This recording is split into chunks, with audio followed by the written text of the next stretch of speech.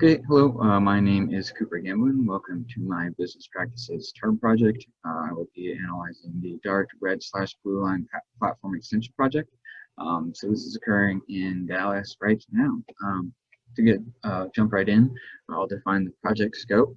So there are 28 stations that Dart has that they are wanting to extend. Essentially, they are sending 2 train cars down the rails right now, and they want to add a third. So all the platforms have to be extended, renovated to ensure that riders can properly access that third train car. In addition, all ramps are getting ADA compliant or American Disabilities Act compliant, in which the ramps or there are ramps being added to access that middle train car. They're all being added to the platforms or to the extended platforms, as well as any ramps that weren't included in the past platforms. They're all in the project scope. So this accommodates population growth in the city of Dallas. It's going to reduce peak reduce peak hour overcrowding, and gives passengers more room. With another train car, each train can carry 150 or more passengers, and yeah. So to move on, we'll go into the contract amount. This is a $128 million project cost in total. And $60 million of that is going to be from state funds or the Texas Department of Transportation. 60.8 million of that will be FTA core capacity grant from the federal government, and that makes up 47% of the project. And 8 million of that 128.8 million will be from local DART funds. Those are going to make up 6% of the project, and that's just what they make off of tickets, whatever their normal revenues are. To continue moving on, I would like to define the owner, or the details of the owner. DART owns buses and trains around North Texas, more specifically Dallas and Addison, Carrollton, Cockrell Hill, Farmers Branch, Garland, Glen Heights, Highland Park, Irving, Richardson, Rowlett, Plano, and University Park. Operators can be used to help find travel routes. Bus routes can be used. The DART rail system provides fast, convenient service to work, shopping, and entertainment destinations in Dallas. Some of these destinations can include the Dallas Convention Center, Dallas Zoo, or the Dallas Fairgrounds Park. They have plenty of art and culture, sports events, anything that you can imagine in the the Dallas area that DART can take you to. It's often used for commuting.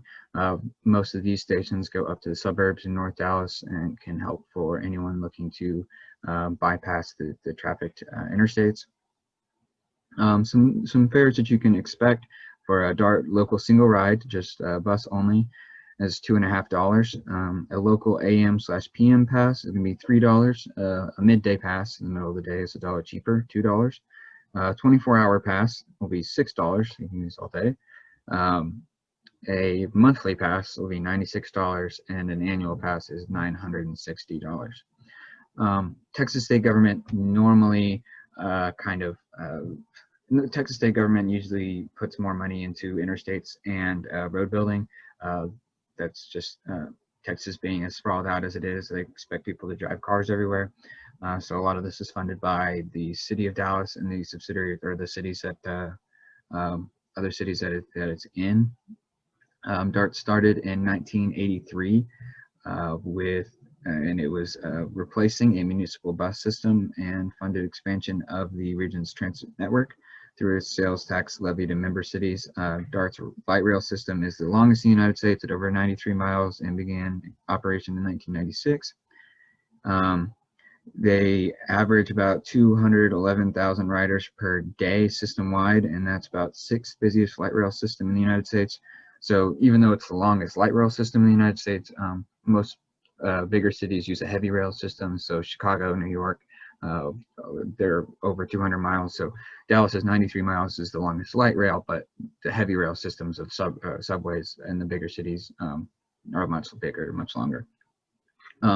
So what this slide's about is the special decision making for the project. It's a large project, 28 stations over a large service area. So they split it up into 5 different groups, and that'll kind of lead me into the project delivery method. But DART had to take a lot of things into account and make sure that they were getting the contractors that they had history with on the site. So the project delivery method is going to be a design build project. When defining the bidding process, they were given RFQs and RFPs to complete this project. This is just given the scale and complexity of what they're dealing with.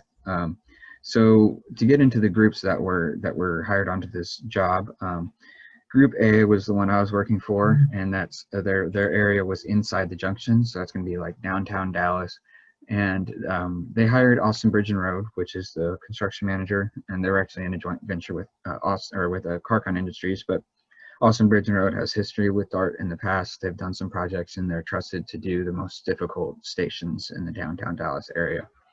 The designer for Group A is Jacobs Engineering Group. To get into the other groups, Group B is doing the Red Line North. Their designer is Jacobs Engineering, and their construction manager is Omega Contracting.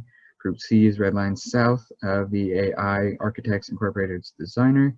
Omega Contracting is the construction manager of this one as well, but with a joint venture with DES. DES is Diversified Electrical Solutions, and they're the electrical subcontractor on the whole project, on all the groups. Blue Line North is Group D. They have Hayden Consultants as their designer and Phillips May Corporation as their construction manager. Group E is Blue Line South. IEA Incorporated is a designer, and Phillips May Corporation is also the construction manager on that project as well. So this being a design build project, they're able to make things a lot more efficient, able to do pre-construction services with the designer, and able to create a much more, I guess, enveloped project in total. So going back to this slide, you can look at this schedule here. This is the new schedule with the old schedule there as well, kind of showing that, you know, the design build part is, it's not design bid build. You know, they're designing and building together, working together during that, and they're able to do pre-construction services. So most of these contractors were doing a phased construction approach to ensure construction services and maintain normal operations. For example, groups D and E, run by the Phillips May Corporation, used a 5-phased approach for most stations. The extensions were installed first before the existing platforms elevations were reworked. The extension areas are served as additional platform length where the trains could operate a single car on the weekends, and the contractor could rework the adjacent platform in a continuous 52-hour work period. Jared Berkshire, the project manager of Phillips May Corporation for this site, said pre-construction efforts should not be minimized. It is probably the most important part of the CMGC delivery method. The money spent during pre-construction can be recuperated, if not exceeded, due to savings from value engineering, doing research, planning, scheduling, phasing, procurement, subcontract agreements, and submittals during pre-construction. This helps mitigate risks and ensure that quality construction work is performed safely, on time, and within budget. Yeah, so that's about it for the project delivery method. I wanted to finish this project this presentation by kind of explaining a little bit more about my role in this project. I worked for Group A as a project intern. As you can see, this was the City Place station that we were working on in the summer of 2020. And there's a lot of difficulties or issues that came up during this project.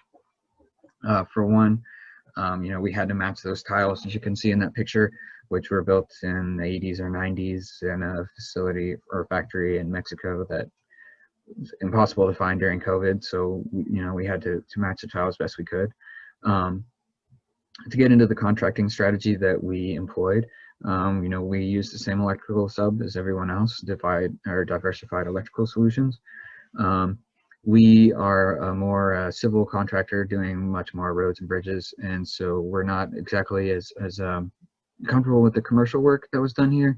We subbed out all the framing, drywall, demolition, stuff like that, as it's not, you know, in our self-perform, I guess, portfolio.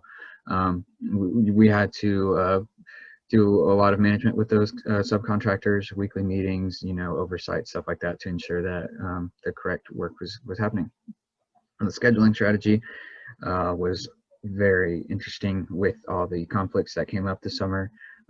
We had an original baseline schedule that had to be updated because of the setbacks. Those setbacks included, you know, COVID pushing our safety meetings online, stuff like that. That couldn't happen for a little while. There's a lot of safety that goes into a light rail project. You have to be LRFPP trained, and you know you have to get badged to get down there, and that whole process takes a long time, especially when you can't meet for COVID. As well, we also dealt with Black Lives Matter protests in downtown Dallas, which canceled our night work for I think 2 weeks in June. So you know, there was a lot going on. We just had to work with it and you know, continuously update our 3-week look aheads and find the right schedules that could work for everyone. Our estimating strategy was pretty simple. There's an estimating team before the project team came along. We were looking at the, you know, we were on our first station when I was there, so we were estimating the upcoming stations and trying to make sure that we're getting the best value for DART in those stations, and making sure that we're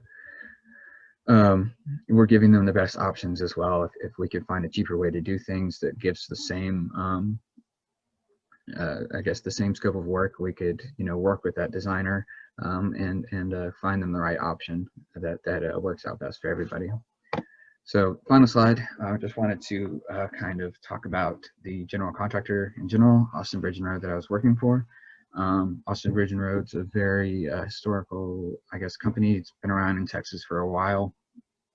Began as Austin Bridge in 1907 with the Austin brothers there in Dallas. And there's a lot of very historical bridges all across the state of Texas that they constructed in the early 1900s. As they grew, they, you know, got into commercial work and industrial work, and eventually created the overarching company of Austin Industries, which is made up of Austin Bridge and Road, Austin Commercial, and Austin Industrial all together. They're employee-owned companies, as the Austin brothers, you know, passed away after so long of owning the company.